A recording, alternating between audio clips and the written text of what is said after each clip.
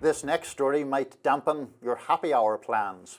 In one of his last moves in office, Surgeon General Vivek Murthy is calling for new warning labels on alcoholic beverages, stating that they could cause cancer. Much like tobacco, Murthy wants warnings of drinking causing a heightened risk of breast, liver and colon cancer. Alcohol is now the third leading preventable cause of cancer. This parting salvo raises a new debate over the safety of moderate drinking.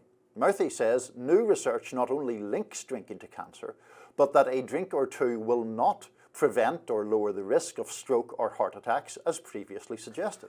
But making matters a bit more confusing, Murthy's announcement does come on the heels of a contradictory report from another agency funded by Congress. The National Academy of Sciences, Engineering and Medicine said that no conclusion could be drawn between moderate drinking and several types of cancers, including colon cancer. So would we be bringing back prohibition for nothing? What's also interesting is that this pitch for warning labels comes just as the US is getting ready to adjust dietary guidelines. This will all take place, of course, after a new Health and Human Services leader, likely to be Robert F. Kennedy Jr., is confirmed. So will RFK Jr., himself a non-drinker, make a warning label part of his Make America Healthy Again campaign? Any change to warning labels on alcohol will face an uphill battle. Remember the tobacco fight? Congress will have to weigh in and fight a very strong liquor lobby.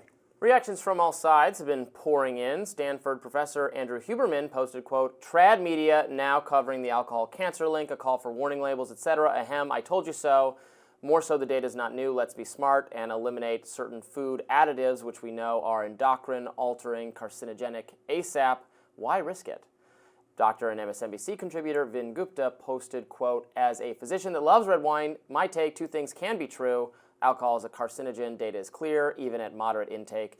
Benefits to heart health and personal pleasure likely still exist. Pros and cons, I plan to enjoy red wine in moderation, of course."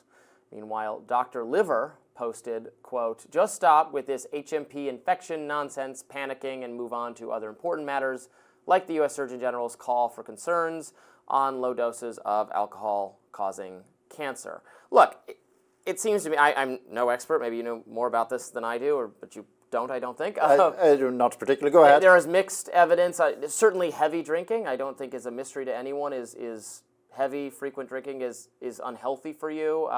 It's unhealthy in a lifestyle sense, in addition to whatever direct health consequences it might have. There are studies showing small amounts of alcohol having positive, or slightly negative effects on people. But my bottom line would be, I don't think we need warning labels on, like, doesn't people know that heavy drinking, serious drinking is bad for you? And I don't think that comes as a surprise. So first of all, I don't drink, so my expertise. You are a non-drinker. So I'm a non-drinker. So I'm not a non-drinker, as our viewers know. I enjoy a glass of red wine or two or three. Well, maybe you would have more knowledge of this part than I have then. When I was researching this, it was suggested that there are already warning labels on most alcohol relating to the dangers of drinking while pregnant or while driving or while operating heavy machinery. So the principle of a warning label has already been established. So then the question becomes, is an additional warning label about moderate drinking justified?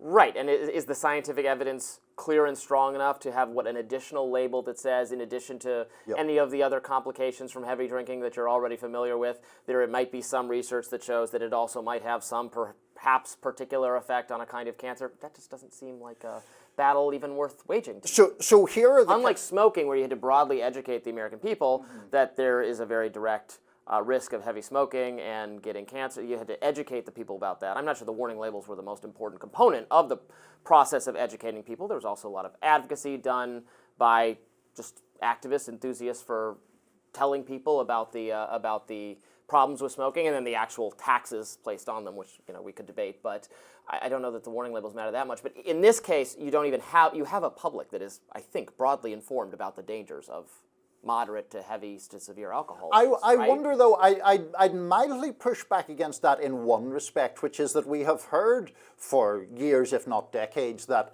moderate drinking eases the risk of stroke or heart disease, and we mentioned that in the introduction. Now, the suggestion in some of this evidence is that drinking, even in that level of moderation, can increase the risks of cancer slightly. So here, I have no real strong views on the warning label issue itself, but here's the kind of magnitude or perhaps lack of magnitude that we're talking about. The research suggests that if you took 100 women from the general population, they have an 11% chance of developing breast cancer at some point in their lives. So 11 women of 100 in the general population have that chance. With one drink, if you had a group of 100 who had one drink a day, that would rise to 13%, and with 2 drinks a day, it would rise to 15%. Is that sufficient magnitude to justify warning labels on alcohol? I've no particular objection to the warning label being beefed up to suggest an increased risk of cancer. Those figures seem fairly modest to me in terms of the increased risk. I mean, look, I frequently point out the hypocrisy of, now I'm a libertarian, I'm for generally legalizing substances and letting people decide what they should put in their own bodies, even if it is unhealthy for you, as it certainly is in the case of heavy alcohol drinking. But I often hold up alcohol as an example to people who are like, we need to criminalize X, Y, Z thing. Alcohol is legal. I mean, you can only get it under certain circumstances. You have to be of age. There are some restrictions on it, even county by county in America, but broadly it is available because we did try to criminalize it for a long period of time, and we found that that was had more negative consequences. We decided as a country that that emboldened organized crime and had other, that people were still getting it, and it was creating a two-tier justice system, all sorts of problems associated with heavy prohibition.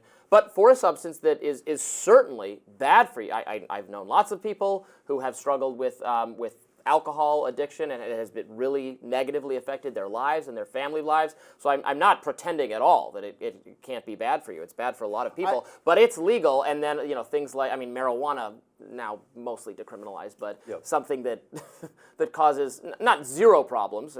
We hear about with stronger weed these days about people having psychotic episodes because of it, but nowhere near the number of tragedies and deaths that just drunk driving causes. 100%. I mean, there's enormous... Not criminalized and this legal. There are enormous double standards around legalization of drugs and legalization of drugs that were once illicit. I mean, if alcohol had somehow never existed and someone created it now, you would never get the capacity to legalize a drug that's hugely dangerous in terms of addiction, in terms of drunk driving, in terms of violence and the correlation between violence and alcohol.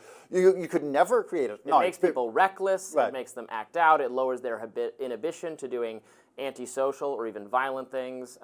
It can be very dangerous. It can. Now, before our audience goes crazy, I am not advocating a renewal of prohibition. Good. But I do think that there, you know, when marijuana in particular is mentioned, and, you know, at one point in my lifetime, the legalization of marijuana was deeply controversial, and the dangers of it compared against the dangers of alcohol are it's very small. Insane to me. I very much agree on that.